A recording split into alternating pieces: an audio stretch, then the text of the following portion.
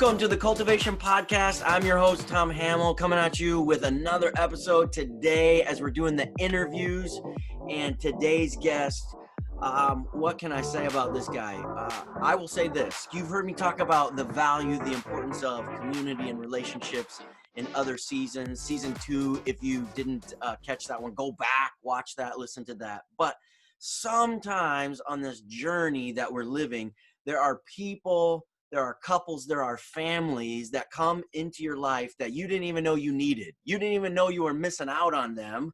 And then they get there and you're like, how did we ever not do life together? Well, that is my guest today, become a huge, significant role in my life and the life of our family. We love him, his wife, his kids. They're incredible. And so I want to introduce to you my good friend, John Buckner, as he comes on the screen. Welcome, John, to the Cultivated Podcast. Thanks for being here. Man, that's a pretty heavy intro.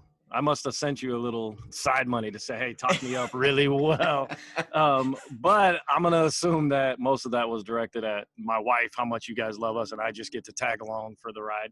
No, I mean, like, Tom said it exactly right, is there's sometimes people that come into your life and you're like, man, I didn't even know I was missing out on this relationship. And we met through a community, which we'll probably dive into a little bit later, but the community that I always tell people I didn't even know I needed it, but now I can't live without it. And Tom and Jamie and their family are part of that community. And just so you guys know who this guy is talking to, you're like, my wife and I, Kristen, we have 3 kids. We live in Northern California. We've been married 12 years now. And we were in church ministry. And if you don't come from that world, meaning we worked on staff at a church in different roles for about 16 years. And after coming out of that, we moved into a role, which is kind of crazy because 16 years ago, I wouldn't have said this is what we'd be doing, but now we're actually full-time health coaches, which we kind of help people transform their life in numerous areas, one of those being nutrition and health and physical. But we work with people on a lot of levels, and we've been doing that now for about 5 years. And we've just been loving that, and living life and all the stuff, man. I will say, John, first of all, you and Kristen are incredible. And yes, she is the better part of that equation. But I think that's true for both of us. Jamie's definitely the better part of our equation too. John is in his backyard right now. This is dedication. This is when you're like, oh, I'm doing this for a friend. John's in his backyard right now because his house is literally packed up. They are moving in like days. Yet he was like, yeah, Tom, let's get on there and do that podcast for the cultivation community. So I'm like, thank you. Awesome. You're my hero. Sticking to it, even though I hate moving. Everybody likes the new, but man, boxing stuff up and blah, blah, blah. So thanks for giving us a little bit of that background and some of those things. So you did church ministry. There's a common theme in everything that you've done where a lot of your life has been about given to the service of others, whether that is in their spiritual journey, obviously in some of their darkest moments. I understand fully, what church ministry is like, that it's not all, the upfront spotlight. You're really going through the nitty gritty with some people's lives.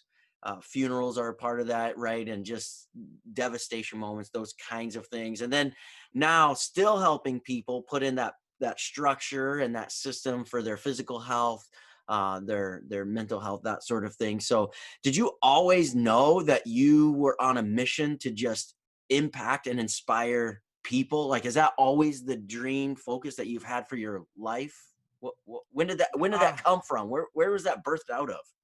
Yeah, I mean, honestly, I think it was birthed out of the family I grew up in. Like, we had a house that the doors were always open. So people were always coming to our house. Our friends, it was like their home. And so being around people, serving people, working with people was always just natural. And I remember for me specifically, it was probably about 15 years old when I felt like I wanted to speak life into people. If you come from kind of a faith background like us, people would call that like pastoring or preaching. But for me, it wasn't even necessarily a specific message or audience. I just knew I wanted to speak life and hope into people. And whatever the platform that looked like, that's what I would kind of pursue. Being the background I grew up in, that led me to church ministry starting out. But in those processes, like what we're doing today specifically, I would have never thought this is what we were doing. But serving people and trying to take them from where they are to where they want to be or hope to be, that was part of the dream. It's just the vehicle in which we did it shifted. But I think that's probably true for a lot of people, right? Like you have dreams and you set out, but it doesn't always go the way you want. But I've kind of found for us, like you can still pursue passions and dreams, even though it doesn't look like maybe the vehicle you thought, if that makes sense. Yeah, totally. And we're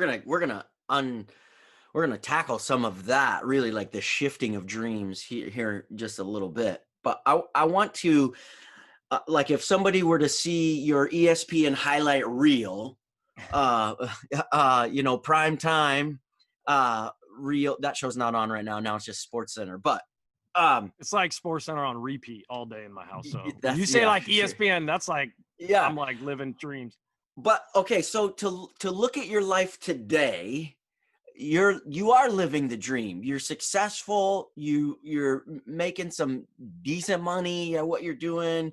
You know, the wife, the kids, you're like the whole package, right? And so that's just looking at the highlight reel. Now we know, because real life is, that there's messiness behind the scenes, but to just so but in reality, there is a level or a measure of success that you have. I'm sure that you're probably going, I want to pursue more success. I got more dreams. But okay, that great. We'll talk about that in a second here as well. But what do you attribute? What's the rock? What's the drive? What's the motivation that you could attribute the level of success that you have today? How did you get there? What do you give credit to that success in your life where you're at right now? Man, that's a big question. I mean, there's a few things, What's the but it secret does sauce? Because people want to be secret successful. So sauce, what's the right? secret sauce to your success so I can mimic that? Honestly, like it's really no secret, and it's funny because I know people want that, right? And I remember I used to be kind of like that. You'd look at people where you wish you could be or want to be, and growing up, I always look at those people and be like, man, they just got lucky. Like, Mm-hmm. man, they got, or either they got the family business, or man, they grew up in money, or whatever it is, right? Like you just kind of thought that was theirs, and this is my hand to play, and I'm going to play my hand the way I can. But really, to go for us, going from, and we haven't arrived. I don't think we ever arrive. You're always pursuing more and desiring to be a better person and grow. But I think the biggest thing when it talks about like what's your rock is consistency to the habits that we formed. And really, I don't believe anybody wakes up one day where they want to be. I mean, a lot of people want the reward, right? Like they see somebody's life and they're like, man, I want all that. They just don't want to do the steps that person did to get there. It's kind of like, what do they say? Like young marrieds get married and they want to get the things their parents had to work 25 and 30 years to get. But that's kind of how you say that, like the highlight reel. Like we want everyone's highlight reel, but we don't want to grind. We don't want to put in work. We don't want to be consistent every day. And I mean, you mentioned sports. I love sports. So I'll listen to a lot of interviews with different athletes. And like when you talk about all-time greats, like the Kobe Bryants, the Michael Jordans, the LeBrons, all these people, you hear a consistent theme is that they actually love the process, like the process of becoming. As again, I don't want to get too faith heavy, but somebody of faith, I believe my creator cares more about who I am and who I'm becoming, not what I do. And so when I translate that into what I do on a daily basis, but I can put that into where I work, my marriage, all these things is like, who are we becoming? And I think for us, it really came down, if you want to go secret sauce, we had to get really clear on where we wanted to be with our marriage, with my life personally. who was it I want to become? What kind of person am I? And then the biggest thing, and like, this is the hardest, because a lot of people can say, oh, I know where I want to go. Yeah. Like, maybe it's a business. You're like, I want to earn this much. Maybe it's a marriage. You're like, this is where I want to be in 30 years, whatever that is. A lot of people can set a goal, dream of where they want to be. Few people want to look at their current reality. And that's good. For us, a huge shift happened a little over 5 years ago, when we just found, personally, especially, I found myself just in a dark place. I was not happy with myself. At that time, we were still in church ministry. We had started a church basically from our living room and tried to build it, and it didn't really go the direction we wanted. And you can translate in a lot of ways. Maybe for somebody else listening, it was a business they wanted to start and it didn't take off. Maybe it was a marriage and it was headed towards divorce, and you're like, this is not where I plan to go. But a lot of people don't want to stop and look at that current reality. And a little over 5 years ago, my current reality was pretty dark. Financially, we were barely making it. Our marriage, we always tell people it was good. But honestly, we had kind of settled into being really good roommates. You know what I'm saying? We parented really well. We had a direction we wanted to go with that. But like, as far as dreaming about where we wanted to be as a couple for our life, what we want to do, it was just kind of stagnant. The venture that I had hoped to start and build was, to me, failing in my mind. And I had to stop and look at that current reality and say, if I want to go here to these goals that I have, what steps? And that's really all about taking personal responsibility. And at the end of the day, we can blame our upbringing. We can blame society. We can blame an employer who fired us. We can put a blame a lot of places. But until I stopped and looked at myself and said, what am I going to do to get to where I want to go? What steps? And that's really what it is. Where do you want to be? What's your current reality? And then the in-between tells you what steps you need to take to get there. So that's a long answer to kind of say, what's the secret sauce? It's really consistency in your daily habits. Really. Well, you talked about so much that I'm like, okay, we got to go back and like camp out on a couple of those things right there. So first of all, one of the things that I'm hugely passionate about, and our audience will hear me talk about this all the time, is your future self, that identity, that person that you're becoming. That I feel like most people are either on pause or autopilot in life, kind of just accepting their situation. Well, this is my life. This is my situation. This is what it will always be, because they haven't mapped out that identity of what their future self looks like. And as a result of that, right? So you talked about identity and who you're becoming and who you should become. And who are you becoming if you don't have an identity or a target that you're trying to grow to? And even to go back to the sports analysis, that they all have, it doesn't matter the sport, right? Whether it's basketball, baseball, football, hockey, doesn't matter, ping pong, they're all chasing after the championship. So they have a finite goal end game that they're trying to chase after. So how does that equate into life when you're like, well, there is no life championship, right? We're not, some people, maybe it's retirement. Some people, maybe it's death. I don't know where their end goal is. For me, I decided that I was just going to map out an identity of, here's what I want to be known for, by, and as. And now the rest of my life is just about filling in those blanks of becoming that person, becoming that man, becoming that Tom that I'm trying to do. Now, here's the hard part. And you talked about this. I want to jump into this a little bit deeper. It's really difficult to set up that identity of who you're going to become if you can't dream about your life. Yeah. And one of the things that again, I say this often because it's I feel like people are living, for the most part, humanity is living below their best dream, below their best identity. What you said, you were at a dark place. What does it look like? How do you get to a place where you can't dream anymore? Let's talk about the dark side of that for a moment. And then what are the steps you need to take to awaken the possibility and the dreaming again? And okay, so this is a three-part question, right? I didn't even give you any notes, so I'm sorry about that. How do you get to the place where you can't dream anymore? What's that crushing, that grind, like that dark side of it? What do you need to do to start to dream again? And then what does that look like in the early days? Because I know that for me, I've begun to dream again. And when I think back over like 2.5, 3 years ago, where I was going through that transition in my mind and my heart, my dreams today look way different than 3 years ago when it first started.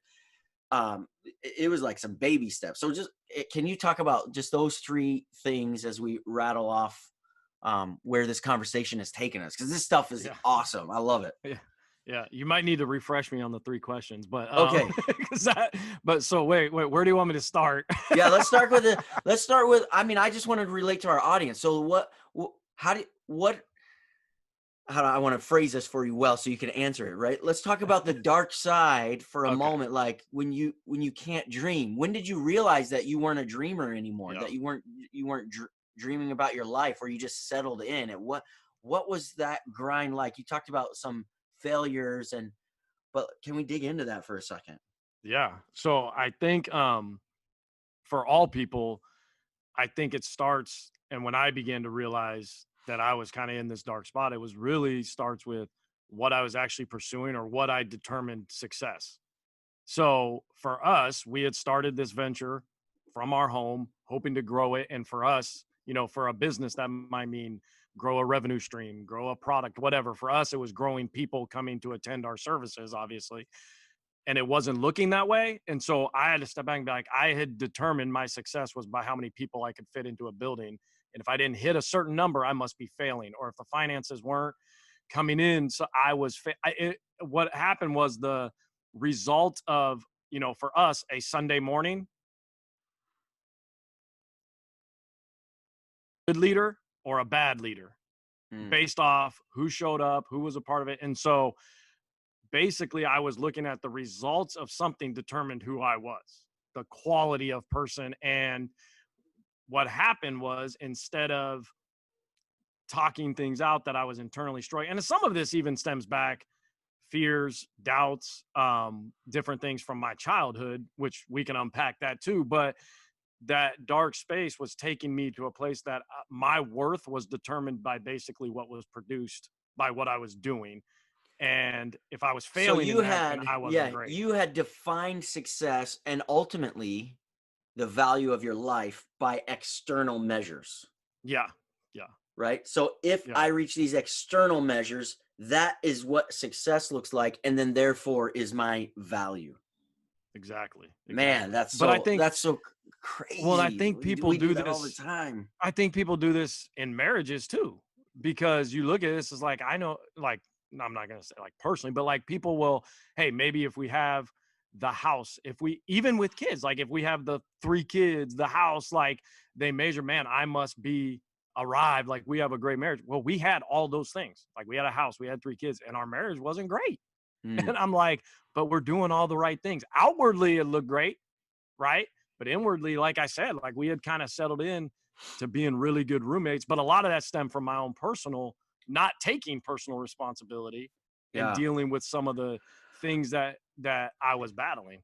And I also think, like what you mentioned right there, so true, that part of what I think starts killing the dreamer inside of us, right? Because if we go back to our kindergarten, first grade, up through sixth grade, we were born to dream. It's Mm, part of like our childhood. You know, I had the posters on the wall of, I had the Michael Jordans and I had all those things of like, I'm gonna become the right. greatest man that ever lived, right? That sort of thing. But then here's what has happened. I mean, I've faced this, you're talking about this, where you reach the picture of success, but yet you still don't feel successful. So then it's almost worse than if you hadn't been successful. Right. Because you're like, well, now that I have the cars, I have the house and the kids, I should be happy. I should be content. I should feel successful. Yet all of it is hollow and empty, and I still feel like a failure. Right. Right. So it's like one of those things where you're like, you look successful from the exterior because you have all of the stuff that we Yeah. had predefined And so what I'm hearing you say, that we got to redefine what success is ultimately. Oh yeah. And I think too, for me, being in a leadership position, and that can be anybody. Like for like I said at the time, it's a church, but you could be a business leader, even, obviously, I mean, I'm sure women listen too, but man, if you're a husband, you feel like you're a leader of your house. And if you feel like as a leader, you're not performing well or showing up well or hitting those targets, you start to feel like a failure. And for me, as the leader, who do you go to? Right? Like a lot of times, Yeah. if you're a CEO, you ain't gonna, like, do you go to a manager and say, hey man, I'm really struggling with this? Like, as leaders, I think sometimes, and even beyond leaders, like as husbands, I can't speak to wives, but I'm sure wives feel this too. But when we're struggling with something, I think especially men, we kind of have a fix it mentality.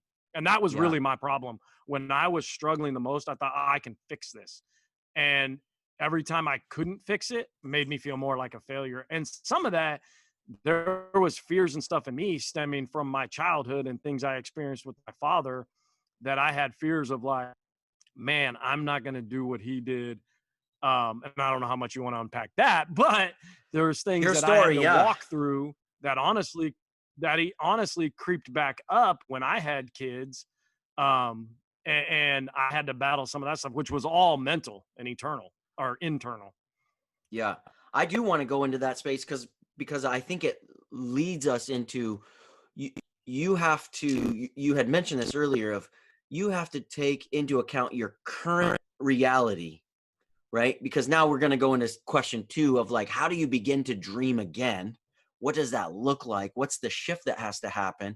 And you had mentioned about having a grasp of where your current reality is. So if you don't mind, as much as you feel comfortable, let's talk about what happened with you, your dad, and how did that play a role in allowing you to be able to step into a new space, redefining success and reawakening the dreamer inside of you so that you could begin to have that identity for a future. So give us a little bit of the backstory and then talk about some of the things that you had to put into place in your own life to get to who John is today.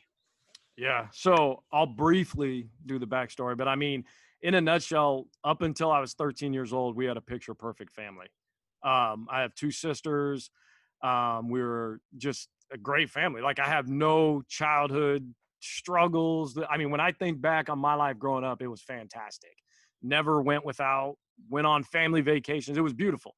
Um, Obviously, as a 13-year-old boy, I didn't pay too much attention to what the family business or things like that were going, like, I lived my life, played baseball, hung out with friends, had a great life. But my father, he owned his own business. He worked in, property development, real estate, stuff like that. And so, and anybody in those, markets are always up and down. Well, they went through a season where it got really tight and it got really tough. Again, as 13-year-old, I had no idea. I didn't pay attention to that stuff.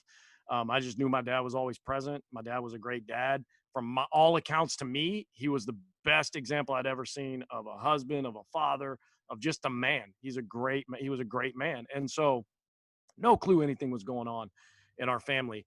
Well, there was a time my dad was going out of town and we just thought he was going to visit my grandmother, and should have been about a 5-hour drive turned into an all-day experience where we had no idea where he was. Many people from our community of friends and family joined at our house, and finally it turns into the next day. And I remember there's things that happen in your life that you could specifically give every detail. And I remember this like as if it was yesterday. My mom, her house has a window you can see through the front door. And I remember seeing a lady coming up with a clipboard type thing. I was walking up the stairs and I knew before she even got to the door, she was coming to say that I would never see my father alive again. And she had come to give us the news, and we found out that my dad, the stress of life, and going back to, right, as men, sometimes we can fix everything, right? My dad was in a financial struggle, and he thought that if he were out of the picture, it would provide, whether for whatever reasons, for us to be okay and not have to struggle. And so my dad made a decision to commit suicide and take his own Mm. life when I was 13 years old. And I remember, and this kind of does lead into my thought processes now as an adult, because I remember I was 13 at the time. I remember being 15 and 16. And, you know, as a teenager, like, we make dumb decisions. We do dumb things sometimes. And I remember at that age saying, you know what, if I, for lack of a better term, screw up my life, it's not my dad's fault. I was saying Mm. I have a choice of who I'm going to be. But kind of what that did almost put in me was that I made a decision. I'm never going to do to my kids one day what my dad did to me. But fast forward now, I get married, we have kids, we start this thing, and it doesn't go the way I planned. I start kind of going into this dark place I'm talking about mentally, like kind of dealing with some depression, battling some things, but then remembering back, I'm never going to do what my dad did. So I was in a place where I felt hopeless. I was in a box of not being able to dream beyond what I thought was possible at the time. And then also thinking, like, I can't even get out of this. Like, I'm stuck in this situation because I had made a determination. I wasn't going to do what my dad did. And I don't mean this like it was an option, because it wasn't, but I'm like, I can't get out of this. Mm-hmm. And I don't know how I can personally lift us out of this hole and of darkness that I was in my own mind. And so that was a really, really depressing spot. But what happened for us was the first step. Again, I go back to, I had to stop and look at our current reality and basically ask the question, is what I'm doing working? Because it was not getting me to where I wanted to go. And we don't need to go down this rabbit trail too much. But for me, honestly, getting our physical health in order was a massive deal, because at the time when we started our journey of health, I felt like I was failing at everything, Sure. like everything. And when we began to make steps to win in that area and to lose weight and to feel good about ourselves, because here's the thing, it's not just for us, it wasn't just getting skinny. Like, I actually liked that my wife looked at me, thought I looked good. Like, that was a good thing. Um, and so, I mean, I don't know if husbands, any dudes out there listening, like, you want your wife to look at you and be like, dang, dude, you're looking good. Like, that's a good feeling.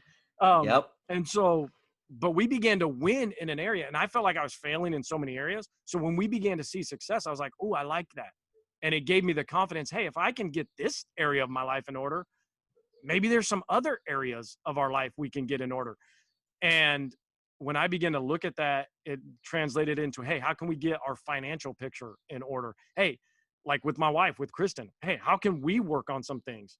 How can we kind of move forward?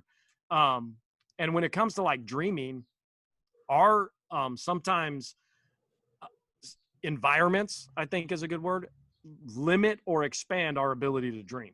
Yeah. So you even talked about some people that maybe they measure success by whatever their retirement package is.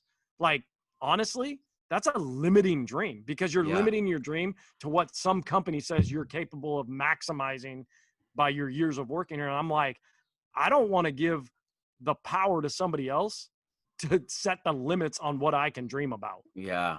That's And good. so it started back with us, like, taking a step to get healthy in one area. And I don't mean just physically healthy. Like, for me, it started getting mentally healthy, getting spiritually healthy, getting emotionally healthy.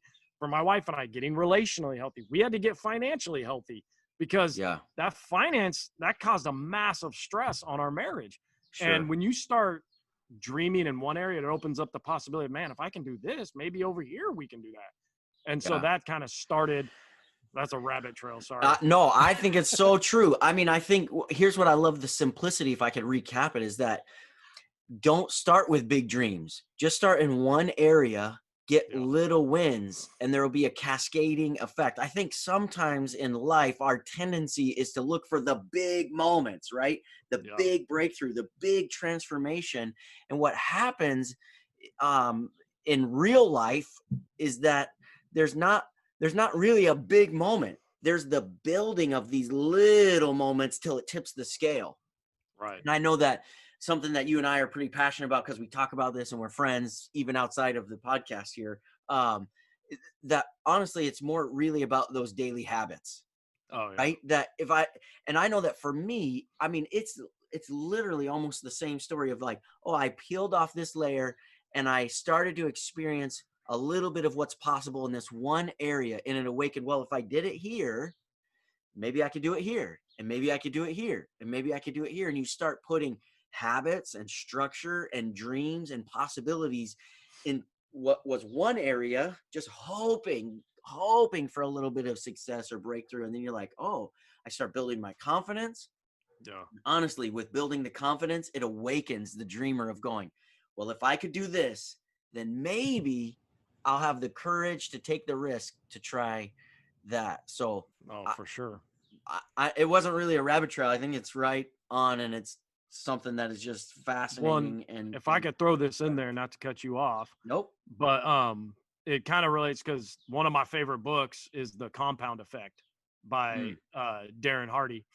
And it talks about that, right? It's just talking about stacking little wins or little habits or little things and how they build over time. And we talked about athletes earlier, right? Like we see the highlight reel, but there is so many little things along the way.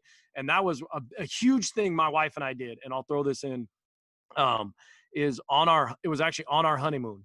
We did this among some other things, but, I hope but, so. is we had a conversation one night at dinner and we said, hey, where do we want to be in 5 years, 10 years, 20 years? We basically set kind of dream goals of where we actually, after this process of kind of the last about 5 or 6 years ago, we revisited those things and kind of upgraded them since we felt like we were different people too. But Sure. we had conversations in there about how we wanted to parent our children, and we didn't even have kids yet.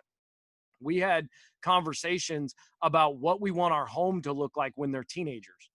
And we came up, like, one of our big, like, marriage dreams is when our kids are older and out of the house and on their own, we wanted to create a home throughout their life that they want to come back to, meaning with their families, like they look forward to being, and for us, and this kind of goes to that dreaming, because everybody, like I said, a lot of people can think about where they could be, but it's what you do every single day, all that daily habits that are going to compound or build till you get to that dream. And you can look back and be like, man, the small things I did every single day. I'll say that for me, for over 5 years now, I have the exact same morning routine I do every single day. And there's days, obviously it switches up a little bit if we're on vacation or whatever, but I have the same routine where I sit in the same chair. I kind of do the same, like, meditation, personal time, like the same routine. And that routine, though, for the last 5 years, I start my day better than the other 35 years of my life I've ever done, because it's intentional. It's an intentional thing I do every single day that starts my day right. So that's what I'm saying. It's just little things. What little things can you start doing every day right now that are going to move the ball down the field or move you forward towards your goals? This has been so good. I hate to even end this conversation, but I kind of have a habit or routine of how we wrap these shows. So we've talked about a ton of things, talked about a lot of stuff. What is your favorite tool, resource, book? You already mentioned the compound effect, so you don't get to use that one. You got to pull another rabbit out of your hat. But really, what's your of all the things that we talked about today, and you'd say, man, to sum it up, what's the tool, what's the book that you go, check this one out, that our audience, you would recommend to them? Well, the tool is audiobooks. Like, download that now, because Yeah. the more you can listen to stuff on the go, like, that's been a big thing. Honestly, I would even say over the last year that's changed for me, is I rarely listen to anything but leadership or audio books that are constantly in my ears. So tool, go download, or iBooks, whatever works for you, but download a tool that you can listen to podcasts, leadership, things that are going to lift you up. There's a lot of junk going on you listen to. So listen to things that are going to keep you focused. But book, I would say there's two, but Atomic Habits, which you actually introduced me to, is, to me, I think the best book I've read probably ever. I mean, it is so powerful, by James Clear. And then it's Brendan Burchard's High Performance Habits is another good one, but it deals with the same stuff, because I just believe our habits is what makes us. Our habits are that's really what it is. And so those two, the Atomic Habits, if you ain't got that, I don't know, you should, like, I'll buy it for you. Tell someone if they need it, I'll buy it for them, because it's that good. Yeah, I love James Clear. I will tell you this, you can subscribe to his email list. He sends out an email every Thursday that is incredible. incredible. I subscribe to it. You probably will hear some of those quotes, see some of those quotes, just because it's incredible content on those daily habits. All right. Off topic question. Tell me, what is it that you do for fun? For fun. Whew.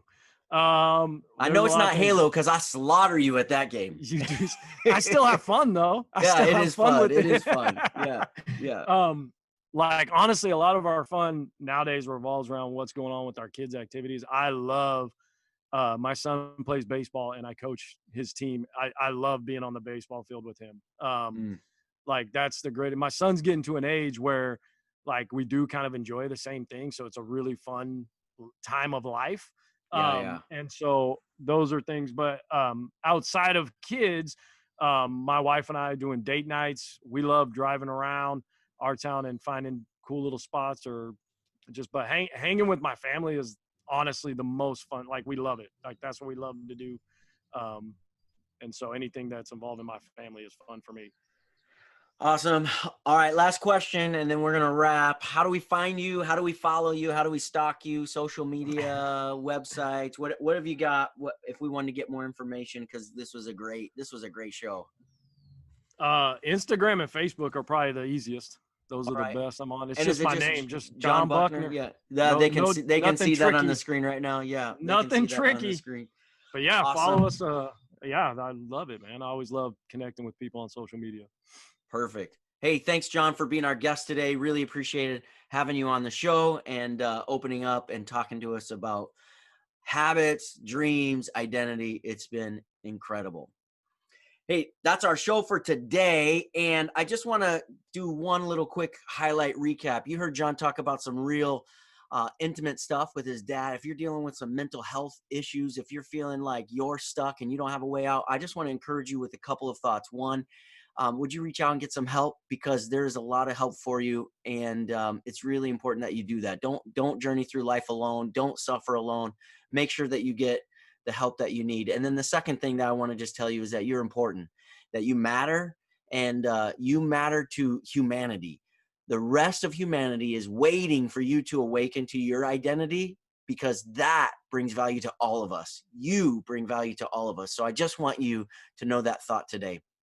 Hey, if you love today's show, we have more shows. You can check them out at ourcultivatedlives.com. We're on Facebook, we're on Instagram, we're on YouTube, and we would love to connect with you. Check out our books, check out our other episodes, our show notes. And that is today's Cultivated Journey.